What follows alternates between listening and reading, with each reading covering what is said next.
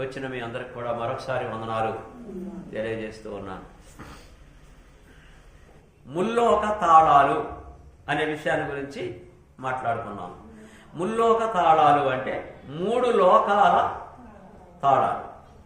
ఈ 3 లోకాలకు తాళాలు వేయబడి ఉన్నవా? అవి ఆ లోకం యొక్క తాళం తీయబట్టం అంటే డోర్ మూసేయబడు. ఆ డోర్లు మూసివేయబడినటువంటి డోర్లు తెరుచుకున్నాయా? ఎలా తెరుచుకుంటే ఎలా తెరుచుకున్నాయి? ఆ తాళాలు ఎవరి దగ్గర ఉన్నాయి? ఆ తాళం ఎవరు తీశారు అనే విషయాల గురించి ఆలోచన చేస్తున్నాం. 2 లోకాల తాళాలను గురించి మాట్లాడుకున్నాం. 2 లోకాల తాళాలను గురించి మాట్లాడుకున్నాం.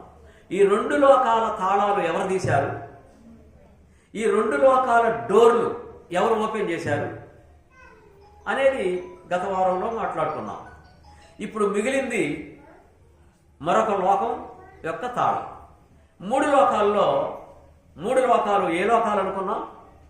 ఒకటి భూలోకం, రెండవది మృతుల లోకం, దానికి ఇంకొక పేరు ఉంది. ఏంటది? పాతాళ లోకం. భూలోకం, మృతుల లోకం అంటే చనిపోయిన వారు ఉండే లోకం, మృతుల లోకం, అదే పాతాళ లోకం. మూడవది ఏ లోకం? పరలోకం. ఓకే, కాబట్టి భూలోకంలో దేవుని యొక్క రాజ్యము, పరలోకానికి సంబంధించినటువంటి ఆఫీస్ భూలోకంలో ఏర్పాటు చేయబడి ఆ ఆఫీస్ ఓపెన్ చేశాడు ఒక ఆయనతో ఓపెన్ చేయించాడు. భూలోకంలో పరలోకానికి సంబంధించినటువంటి ఆఫీస్, అదే దేవుని రాజ్యము, అదే పరలోక రాజ్యము, అంటే పరలోకానికి సంబంధించిన రాజ్యము, అదే క్రీస్తు రాజ్యము, అదే క్రీస్తు ప్రభు యొక్క సంఘం. అది ఓపెన్ చేయబడ్డది. దాని తాళాలు ఎవరికి ఇవ్వబడ్డాయి? పేతురు గారికి ఇవ్వబడ్డాయి. పేతురు గారు ఓపెన్ చేశాడు. ఆ రాజ్యం తెరవబడ్డది. ఒకే రోజున ఎన్ని వేల మంది దానిలోకి వెళ్ళారు? ఇంచుమించు 3,000 మంది వెళ్ళారు అనేది ఆలోచన చేశాం. ఇది అపోస్తలుల కార్యం 2వ అధ్యాయంలో మనం చూశాం. రెండవ లోకము ఏ లోకం అంటే అది రెండవ లోకము మృతుల లోకము లేదా పాతాళ లోకం. ఈ పాతాళ లోకం యొక్క తాళం చెవులు యేసు ప్రభు వారు ఓపెన్ చేశారు. ఆ తాళాలు యేసు ప్రభు దగ్గర ఉన్నాయి. ఆయన లోకంలోనికి వెళ్ళాడు, తిరిగి మళ్ళీ వచ్చాడు. 2 లోకాలు గురించి ఆలోచన చేశాం. 2 లోకాల యొక్క తలుపులు ఎవరు తీశారో, ఎవరి స్వాధీనంలో ఉన్నాయో, అవి ఎవరికి అప్పగించబడ్డాయో ఆలోచన చేశాం. ఇప్పుడు 3వ లోకానికి మనం వస్తున్నాం. ఈ 3వ లోకము ఏ లోకం? అది పరలోకం. 3వ లోకము పరలోకము. ఈ పరలోకము ఎవరి స్వాధీనంలో ఉన్నది అనేది మనం ఆలోచన చేద్దాం. తర్వాత ఈ పరలోకము ఎప్పుడైనా తెరవబడ్డదా, ఓపెన్ చేయబడ్డదా అనేది ఆలోచన చేయాలి.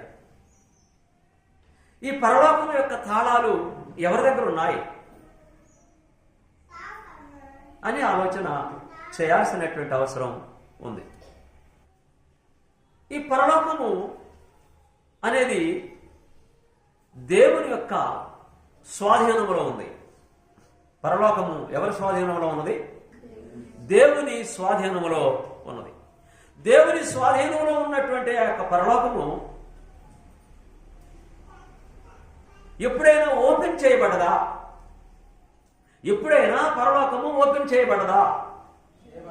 భూలోకంలో ఉన్నటువంటి వాళ్ళు పరలోకంలో ఉన్నటువంటి విషయాల్ని చూశారా? ఓపెన్ చేస్తేనే చూస్తారు, ఓపెన్ చేయకపోతే చూడరు. ఉదాహరణకి ఈ ప్రార్థనా మందిరంలో మనం ఉన్నాం. ప్రార్థనా మందిరంలో ఎవరెవరు ఉన్నామో వాళ్ళకి తెలియదు. వాళ్ళకు తెలియాలంటే వారు ఏం చేయాలి? లోపలికి వచ్చి చూస్తే తెలుస్తుంది. చూడకపోతే లోపల ఎవరున్నామో తెలియదు. పరలోకంలో ఎవరున్నారు, పరలోకంలో ఎవరెవరు ఎక్కడున్నారు అనేది ఎవరికి తెలుసు అంటే చూసిన వారికే తెలుస్తుంది. చూసిన వారికే తెలుస్తుంది. మొట్టమొదట పరలోకము ఓపెన్ చేయబడి ఉందట. ఓపెన్ చేయబడి ఉంటే ఒక ప్రవక్త, అంటే కొంతమంది ప్రవక్తలు పరలోకము ఓపెన్ చేయబడ్డప్పుడు ఈ భూలోకంలో ఉన్నటువంటి ప్రవక్తలు ఆకాశం వైపు చూసినప్పుడు అది తెరుచుకుందట పరలోకం. ఆ డోర్స్ ఓపెన్ అయినాయట. డోర్స్ ఓపెన్ అయినప్పుడు అక్కడ ఏముందో వీళ్ళు చూశారంట. అక్కడ ఏముందో వీళ్ళు చూశారు. వారిలో కొద్ది మందిని జ్ఞాపకం చేసుకుందాం. ఎవరెవరు చూశారో, పరలోకం ఓపెన్ చేయబడటం ఎవరెవరు చూశారో, చూసిన వారిలో కొద్ది మందిని జ్ఞాపకం చేసుకుందాం. చూసినటువంటి వారు కొద్ది మందిని. రాజుల కాలంలోనికి ఒకసారి వెళదాం. రాజుల కాలంలోకి వెళితే దినవృత్తాంతముల 2వ గ్రంథంలోనికి మనం వెళితే అక్కడ అది రాజుల కాలం. అది రాజుల కాలం. ఆ రాజుల కాలంలోనికి మనం వెళితే రాజుల కాలంలో ఇశ్రాయేలీయులు దేవుని చేత పరిపాలించబడుతూ రాజుల చేత, అనగా రాజుల చేత, రాజులను దేవుడు ఏర్పాటు చేస్తే రాజులు ఇశ్రాయేలీయుల్ని పరిపాలన చేశారు. ఇశ్రాయేలీకి మొదటి రాజు ఎవరు? సౌలు గారు. Very good. రెండవ రాజు దావీదు గారు. గుడ్. మూడవ రాజు సొలొమోను గారు. సొలొమోను గారు పరిపాలన చేసిన తర్వాత రాజ్యము రెండుగా చీలిపోయింది. రాజ్యం రెండుగా చీలిపోయింది. యూదా రాజ్యము, ఇశ్రాయేలు రాజ్యం. యూదా రాజ్యాన్ని 20 మంది రాజులు పరిపాలన చేశారు. ఇశ్రాయేలు రాజ్యాన్ని 19 మంది పరిపాలన చేశారు. ఇశ్రాయేలీయులు 19 మంది రాజులు పరిపాలన చేసిన తర్వాత అష్షూరీయులకు దేవుడు అప్పచెప్పాడు. అష్షూరు రాజ్యం వచ్చి ఆ ఇశ్రాయేల్ రాజ్యాన్ని కొల్లగొట్టింది. ఇటు యూదా రాజ్యము 20 మంది రాజులు పరిపాలన చేసిన తర్వాత ఆఖరి రాజు సమయంలోని బబులోను సామ్రాజ్యం వచ్చి యూదా రాజ్యం మీద దండెత్తి యూదుల్ని చెరపట్టుకొని తీసుకెళ్లారు. అంటే యూదా రాజ్యము బబులోనుకు అప్పగించబడింది. అయితే యూదా రాజ్యము, ఇశ్రాయేల్ రాజ్యము రెండుగా చీలిపోయిన తర్వాత యూదా రాజుల్లో యెహోషాపాతు పరిపాలన చేస్తున్నటువంటి సమయం.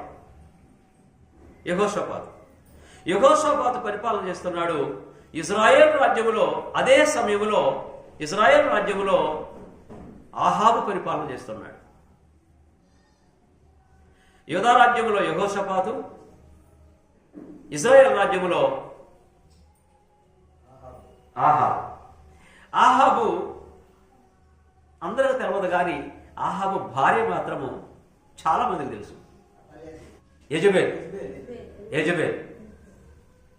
యెజబేలు మహారాణి. పేరుకు ఆహాబు రాజే గాని పరిపాలన మొత్తం చేసేది యెజబేలే. యెజబేలు అంటే దయ్యాల రాణి. యెజబేలు అంటే దయ్యాల రాణి. చాలా మంది స్త్రీలు బైబిల్ గ్రంథంలో ఉన్నారు. ఆ స్త్రీల పేర్లు అందరూ పెట్టుకుంటారు, కానీ యెజబేలు పేరు పెట్టుకోరు ఎవరు. ఎస్తేరు, రూతు, తర్వాత చాలా మంది పేర్లు ఉన్నాయి.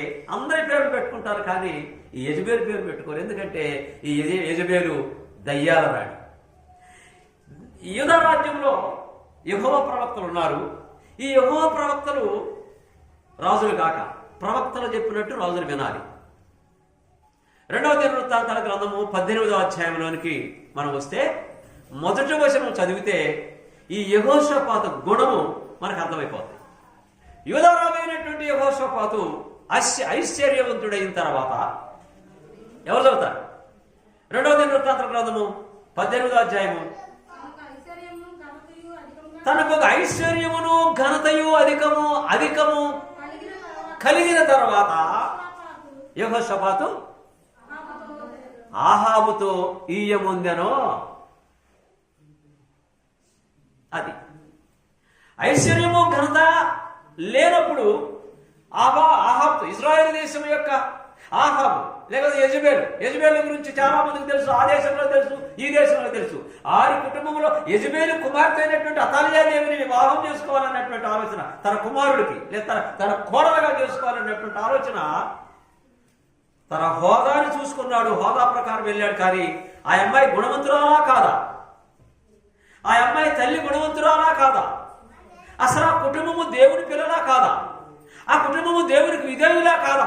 ఈ విషయాన్ని చూడలేదండి. మనం కూడా అప్పుడప్పుడు ఇదే పని చేస్తాం.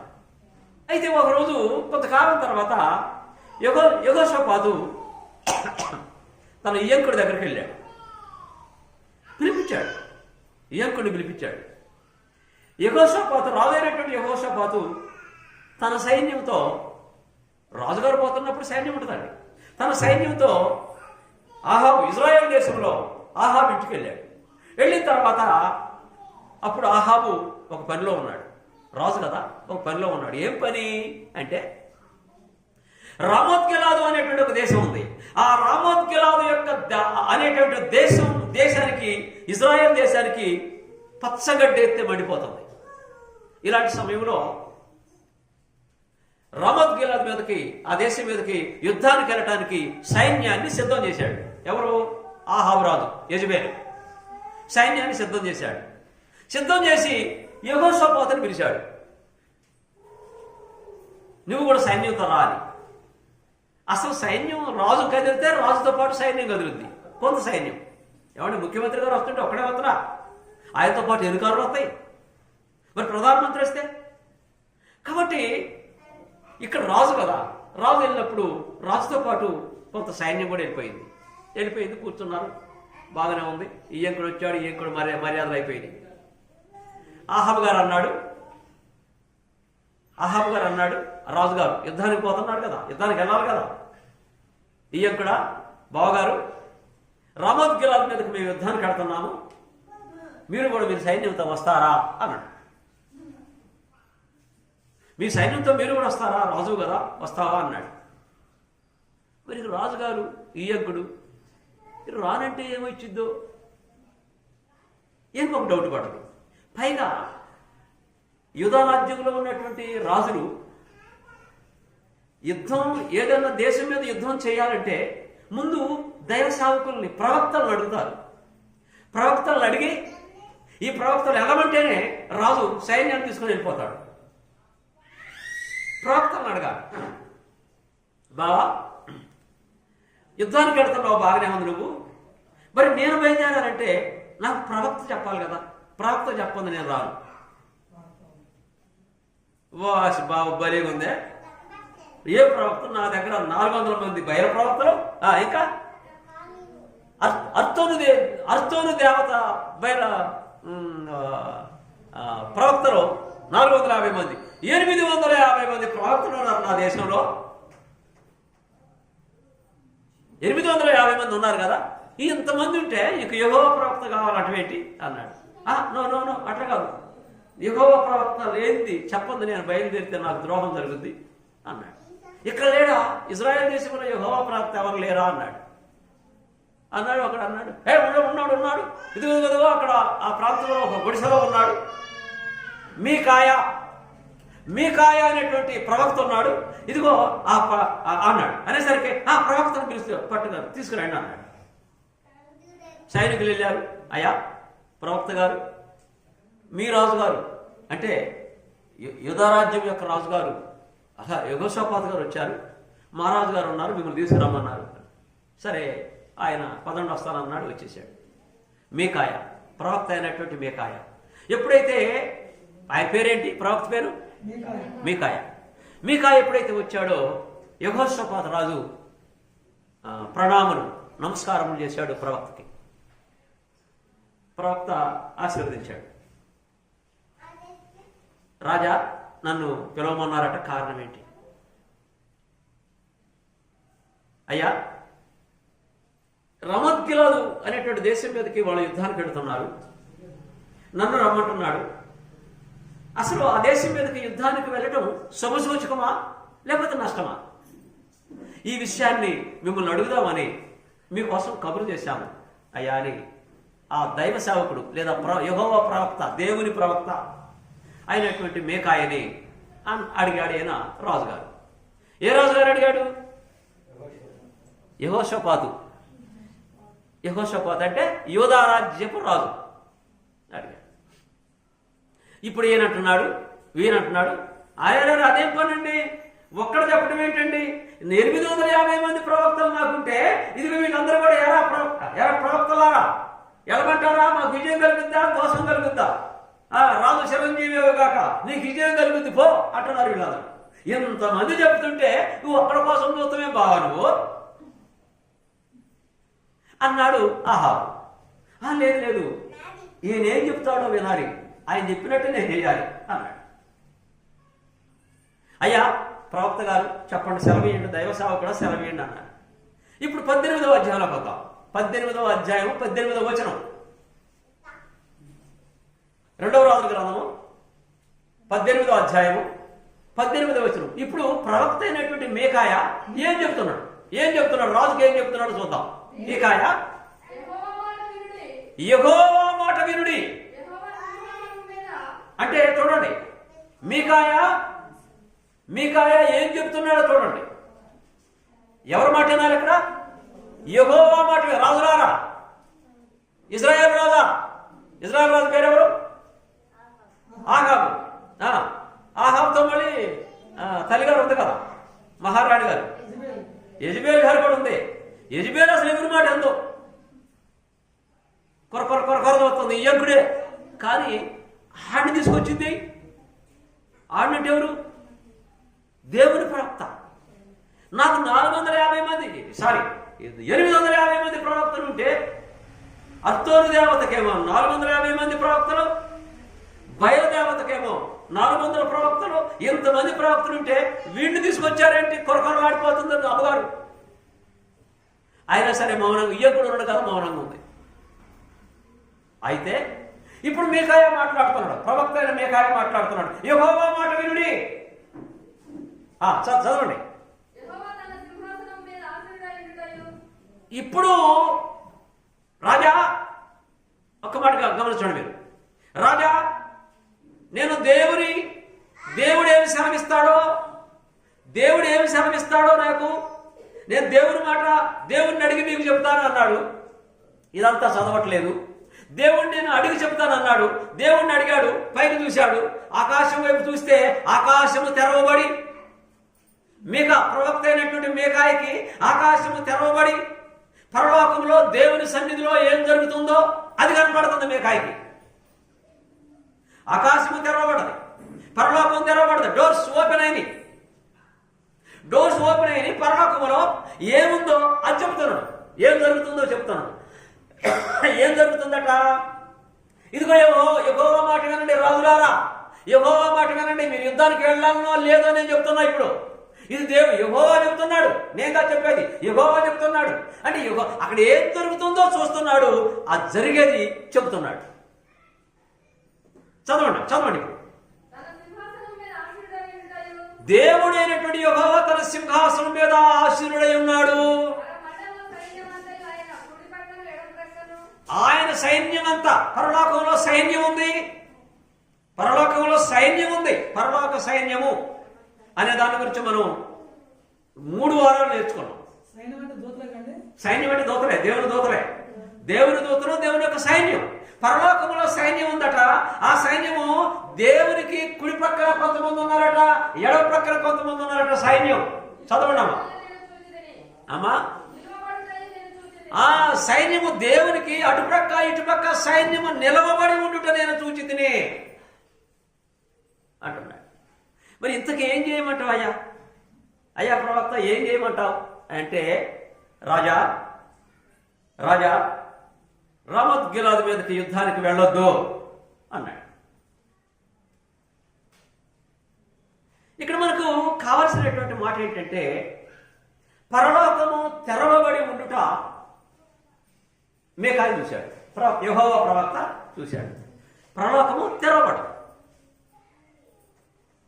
అది ఓపెన్ అయింది. అక్కడ ఏముందట? దేవుడు అయినటువంటి యెహోవా సింహాసనం మీద కూర్చొని ఉండగా ఆయనకు కుడి పక్కన కొంతమంది, ఎడమ పక్కన కొంతమంది యెహోవా సైన్యము నిలబడి ఉన్నారట.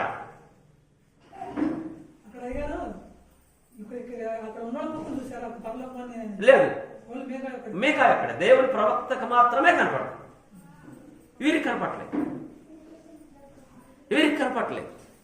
ఇలాంటి సంఘటనలు గ్రంథంలో మనకు చాలా కనపడతాయండి. ఇదొకటే కాదు, మీకు అర్థం కావడం కొరకు నేను ఈ చరిత్ర చెప్పాల్సి వచ్చింది.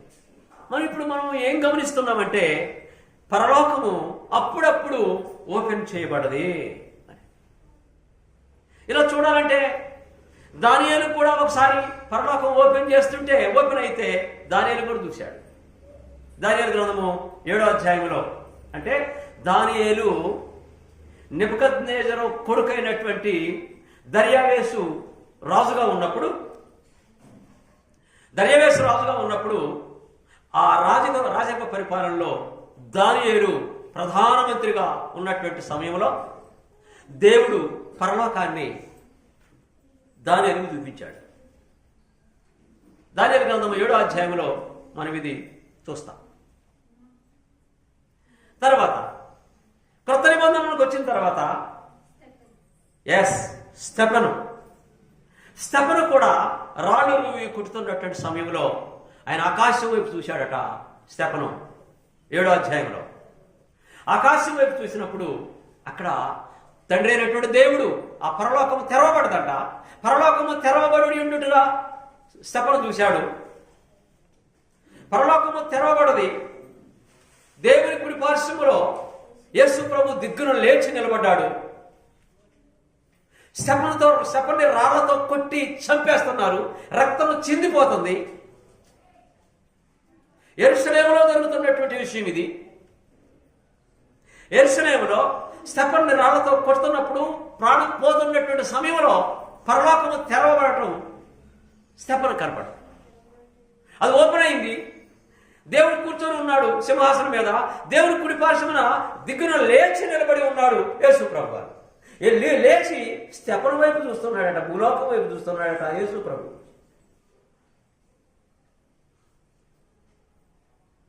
ఇది స్తెఫనుకి కనపడుతుంది. అపోస్తల కార్యములు 7వ అధ్యాయము 56వ వచనం. 56వ వచనం చదువుదామా? ఆకాశము తెరవబడుటయు మనుష్య కుమారుడు, అంటే యేసుక్రీస్తు మనుష్య కుమారుడు దేవుని కుడిపార్శ్వమందు నిలిచి ఉండుట చూచి తిని.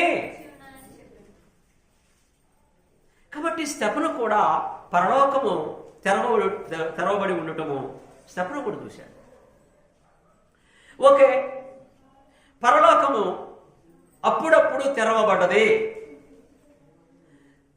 మీకాయ తెరవబడి ఉండటం మీకాయ చూశాడు, ప్రవక్త అయినటువంటి మీకాయ. తర్వాత దానియేలు చూశాడు, దానియేలు గ్రంథం 7వ అధ్యాయంలో. తర్వాత క్రొత్త నిబంధనలో అపోస్తల కార్యము 7వ అధ్యాయము 56వ వచనములోని పరలోకము తెరవబడి ఉండుట ఎవరు చూశారు? స్తెఫను చూశాడు. ఓకే, రైట్, మంచిది. ఒక ముగ్గురిని జ్ఞాపకం చేసుకున్నాం. పరలోకము ఓపెన్ అయ్యి అప్పుడప్పుడు ఓపెన్ అయ్యింది అనేదాన్ని. అయితే యేసు ప్రభు కూడా అసలు అక్కడి నుంచే వచ్చాడు కదా. యేసు ప్రభు కూడా అక్కడి నుంచే వచ్చాడు. అక్కడ విషయాలు ఆయన కొన్ని చెప్పాడు. యోహాను సువార్త 17వ అధ్యాయంలో, 14వ అధ్యాయం. యోహాను సువార్త 14వ అధ్యాయంలోకి వస్తే 14వ అధ్యాయంలోని మొదటి వచనం ఒకసారి మనం గమనిస్తే అక్కడ యేసు ప్రభు పరలోకంలో ఉన్నటువంటి వాటి గురించి స్టేట్మెంట్ ఇస్తున్నాడు. ఎందుకంటే ఆయన అక్కడి నుంచి వచ్చాడు. ఆదాముని యెహోవాను సృష్టించినప్పుడు ఆయన ఉన్నాడు. భూలోకమును పరలోకమును సమస్తమును సృష్టించినప్పుడు ఆయన అక్కడ ఉన్నాడు. అసలు ఆయన లేకుండా ఏది జరగలేదు. కనుక యేసు ప్రభువు లేకుండా ఏది జరగలేదు. పరలోకము కానీ భూలోకంలో కానీ సముద్రంలో కానీ అసలు ఎక్కడైనా సరే సృష్టించబడ్డటువంటి ఏదైనా సరే యేసు ప్రభువు లేకుండా ఏది సృష్టించబడలేదు.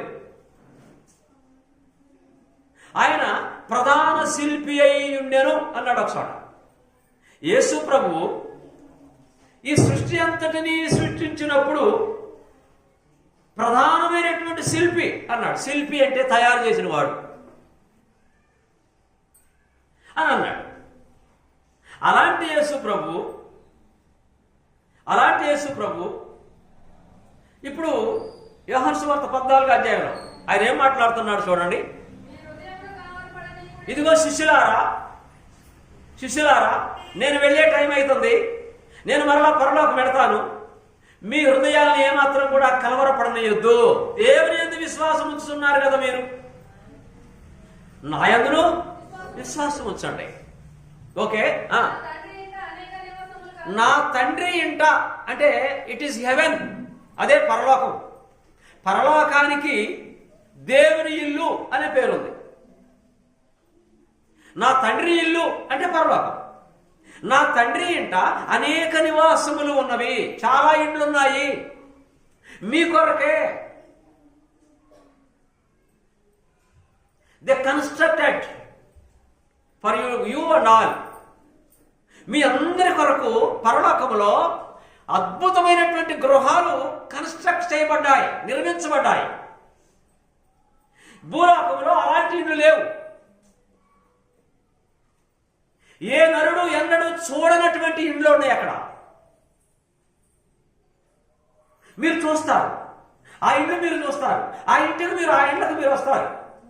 మీ మనసు ఏమాత్రం కూడా డోంట్ డౌట్ ఎట్ ఆల్, ఏ మాత్రము సందేహపడాల్సినటువంటి అవసరం లేదు. పరలోకములు ఇండ్లున్నాయి. There are several houses. అద్భుతమైనటువంటి ఇండ్లు, వజ్ర వైడూర్యములతో కట్టబడినటువంటి ఇండ్లు. అంటే ఆత్మ సంబంధమైనటువంటి ఇండ్లని భౌతిక సంబంధమైనటువంటి వజ్ర వైడూర్యాలతో పోల్చి చెప్తున్నాడు ప్రకటన గ్రంథంలో. అలాంటి ఇండ్లున్నాయి. లేని ఎడలా నేను మీతో చెప్పుదును కదా అని అంటున్నాడు. అద్భుతమైన గృహాలు ఉన్నాయి నాయన, మీరేమాత్రము సందేహపడద్దు అన్నాడు. అంటే పరలోకములో ఏముందో అది యేసు ప్రభువుకు తెలుసు. సరే, ఓకే, ఒకటి పరలోకము అప్పుడప్పుడు ఓపెన్ చేయబడ్డది, ఆయన సేవకులు చూశారు.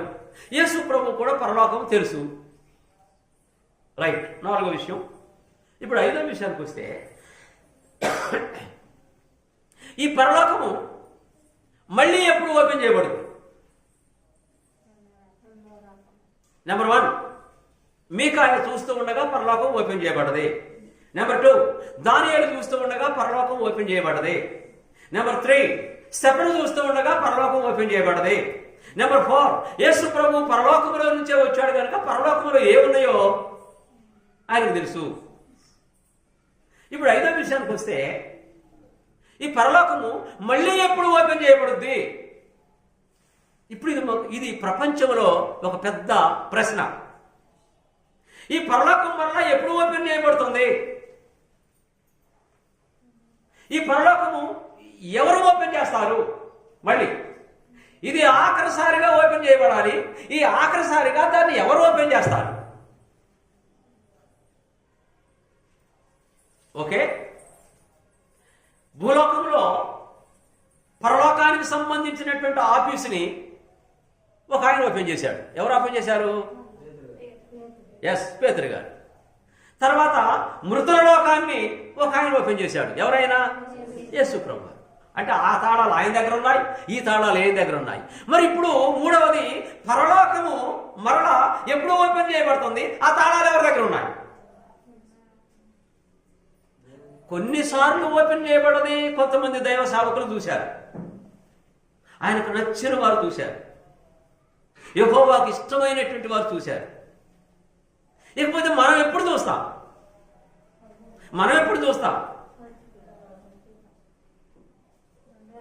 మనం అప్పుడప్పుడు పాట పాడతాం, పరలోకము నా దేశము ఎప్పుడు చూసేదనో,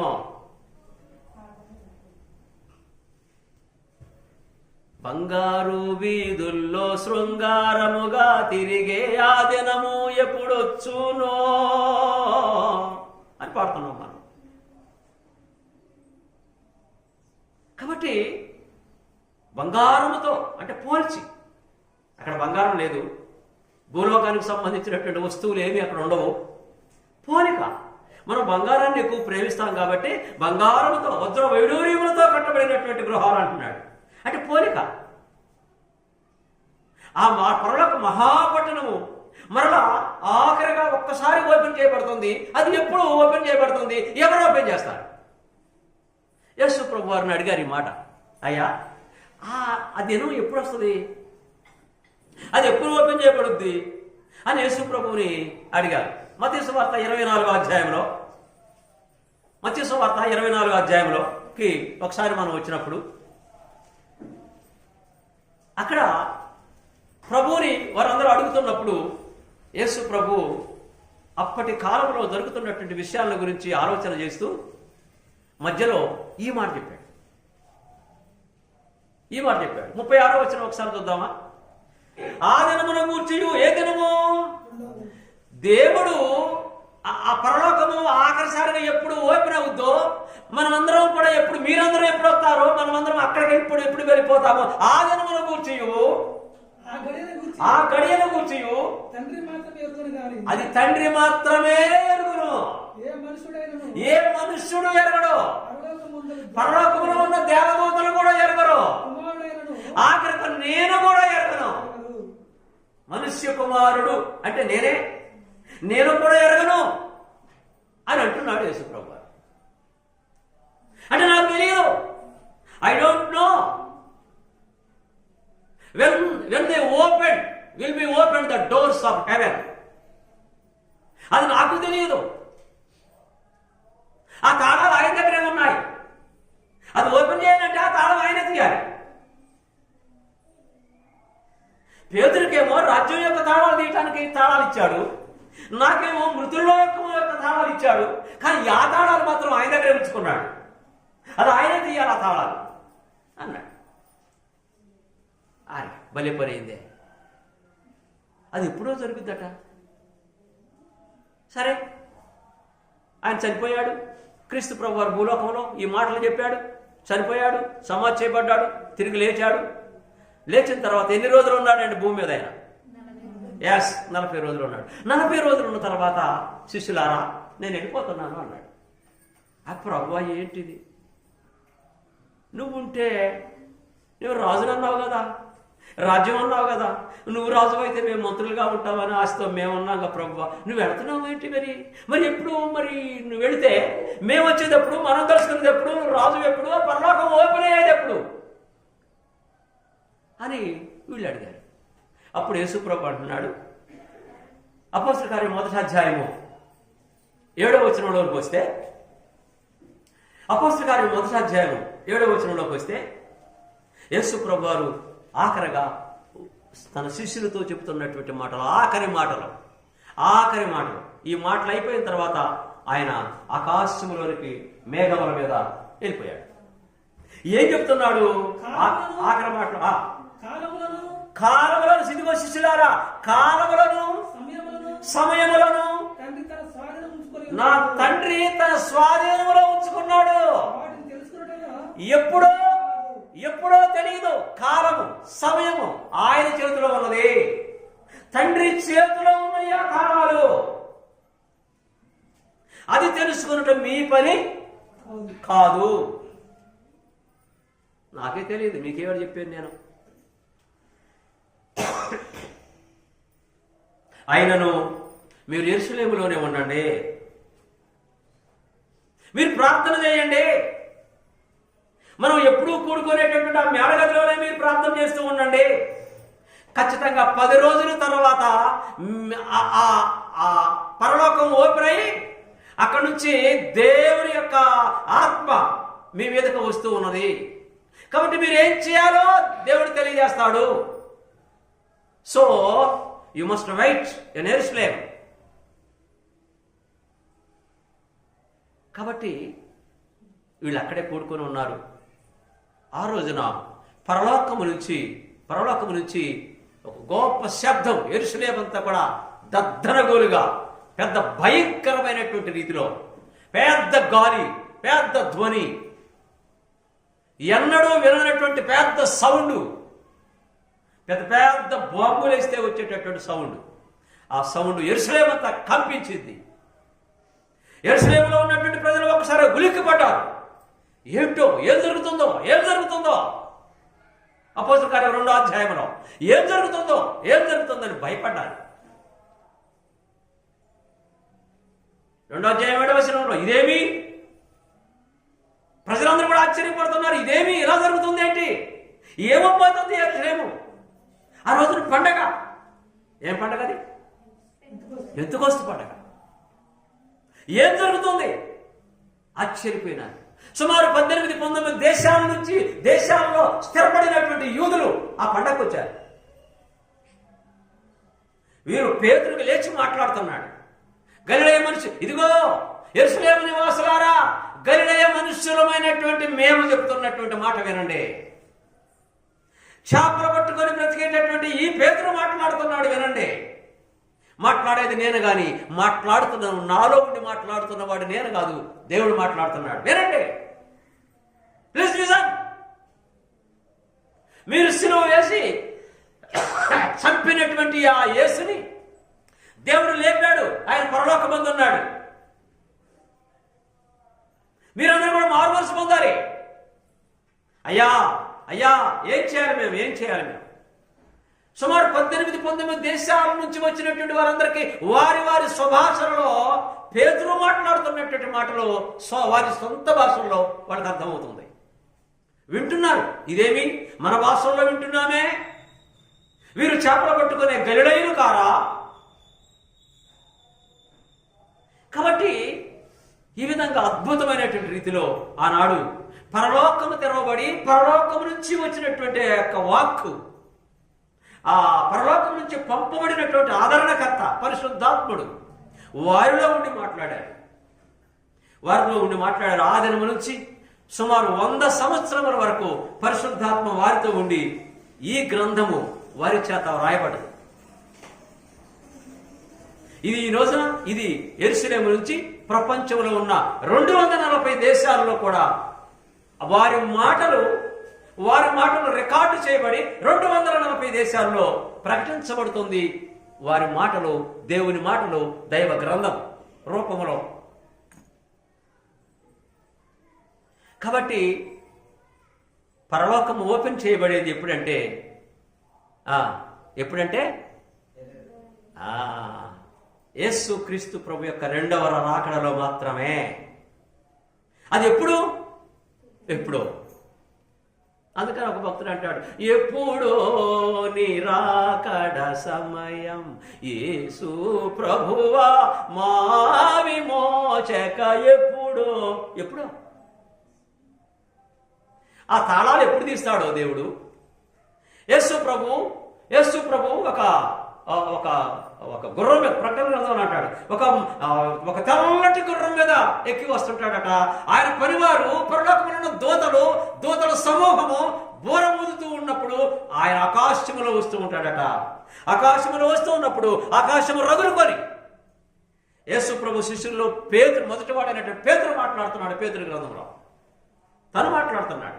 ఆకాశము రగులుకొని పంచభూతములు మిక్కటమైన వేండ్రముతో లాయమైపోవును.